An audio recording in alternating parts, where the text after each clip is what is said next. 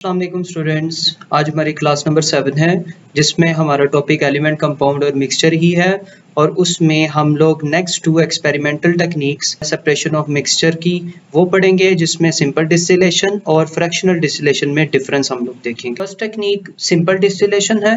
Simple distillation में हम लोग क्या करते हैं, हमने प्योर लिक्विड को सेपरेट करना होता है। Pure liquid is separated from solution mixture। अब solution mixture क्या होता है, यहाँ पर solution mixture स्पेसिफिक है जिसमें हमारे पास दो चीजें होंगी, एक NaCl क्रिस्टल्स होंगे प्लस वाटर। इन दोनों के सॉल्यूशन में से हमने किसको सेपरेट करना होता है, हमने वाटर को सेपरेट करना। ठीक है। अच्छा, अब अगर आप ये डायग्राम देखें तो यहाँ पर हमारे पास ये कॉनिकल फ्लास्क है, इसको हमने टोटली एयर टाइट कॉर्क से बंद किया हुआ। ठीक है, ताकि ना इसमें हवा एंटर हो ना एस्केप करे। उसके बाद आगे हमारे पास ये कंडेंसर लगा होता है। इसमें कंडेंसर के बाद हमने एक बीकर रखा हुआ है जिसमें हमने कलेक्ट करना है प्योर वाटर और इसको हीट करना होता है हमने। ठीक है, ये कॉनिकल फ्लास्क में हमने सोडियम क्लोराइड का सोल्यूशन ले लिया, इसको हमने हीट किया। हीट करने के बाद वाटर वेपर्स इवेपोरेट होंगे। अब आप सोच रहे होंगे कि वाटर वेपर्स ही क्यों इवेपोरेट हो रहे हैं, सॉलिड के पार्टिकल्स क्यों नहीं इवेपोरेट होते? क्योंकि इनका बॉइलिंग पॉइंट डिफरेंस है। क्या इनका बॉइलिंग पॉइंट डिफरेंस है और बॉइलिंग पॉइंट सॉलिड का ज्यादा होता है। Solid have high boiling point और वाटर वेपर्स का बॉइलिंग पॉइंट कम होगा। ठीक है, तो वाटर वेपर्स यहां पर इवेपोरेट किए। इवेपोरेट करने के बाद यहां से ये कंडेंसर से पास करते हैं वाटर वेपर्स। ठीक है, कंडेंसर क्या काम करता है, यहां पे ये वाटर वेपर्स को कूल डाउन कर देता है। कंडेंसर वाटर वेपर्स को क्या करता है, कूल डाउन, और cool down the water vapours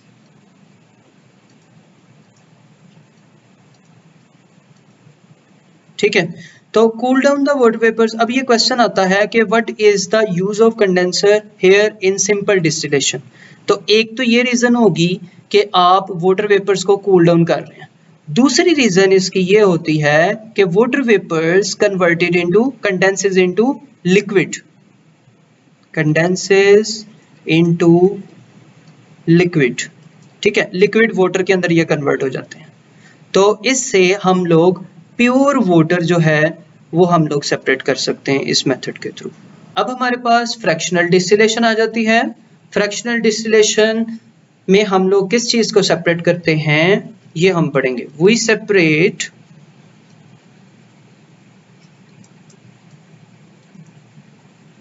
one liquid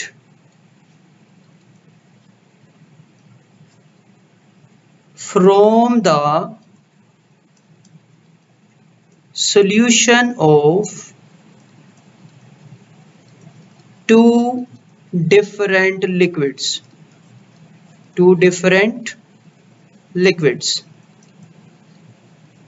ठीक है, on the basis of difference in their boiling points, difference in their boiling points।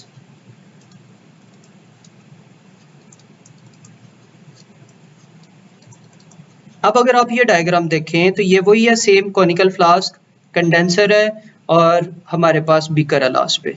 But इसमें दो चीजें ऐड की गई, एक फ्रैक्शनेटिंग कॉलम ऐड किया है और एक थर्मोमीटर ऐड किया है।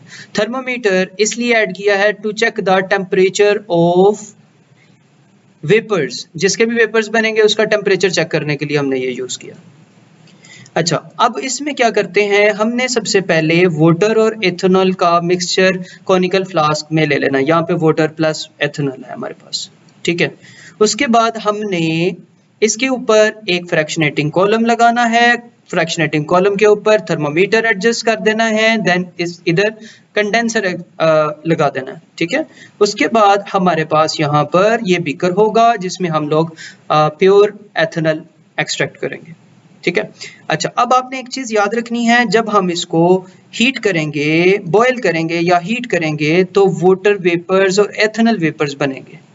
अब हमें ये पता है कि एथेनॉल का बॉइलिंग पॉइंट 78 डिग्री सेल्सियस होता है, पर वाटर का बॉइलिंग पॉइंट 100 डिग्री सेल्सियस होता है। तो इसका मतलब हमारे पास जो एथेनॉल के वेपर्स होंगे वो पहले बनेंगे। Ethanol vapours forms first, vapours forms first, ठीक है। तो फिर वो वेपर्स ऊपर इस फ्रैक्शनेटिंग कॉलम में से पास करेंगे, ठीक है। पास करने के बाद इसमें से ये जो टेम्परेचर मेजरमेंट डिवाइस है ये हमें बता रही है एथेनॉल आया, ठीक है। उसके बाद ये एथेनॉल के वेपर्स इसमें से पास करेंगे कंडेंसर में से, और अगेन कंडेंसर इनको कूल डाउन करेगा और लिक्विड में कन्वर्ट करेगा। अब यहाँ पर एक टर्म यूज किया ऑलमोस्ट प्योर, यहाँ पे 100% प्योर एथेनॉल नहीं मिलेगा, क्योंकि जब हम इसको बॉयल करेंगे तो कुछ ना कुछ हो सकता है, बॉयल करने पे वाटर के वेपर्स भी बने, वाटर वेपर्स भी आ सकते हैं, लाइक यहाँ पे ऐसे वाटर के वेपर्स भी जा सकते हैं, ठीक है। तो इसलिए हमें टोटली 100% प्योर एथेनॉल नहीं मिलता जब हम लिक्विड को सेपरेट करते हैं। अब आपके पास चारों प्रोसेसेस कंप्लीट हो गए हैं। यहाँ पर आपके लिए कुछ क्वेश्चंस मैंने लिखे हुए हैं, इसका स्क्रीनशॉट लें और इसका आंसर कमेंट बॉक्स में मेंशन करें।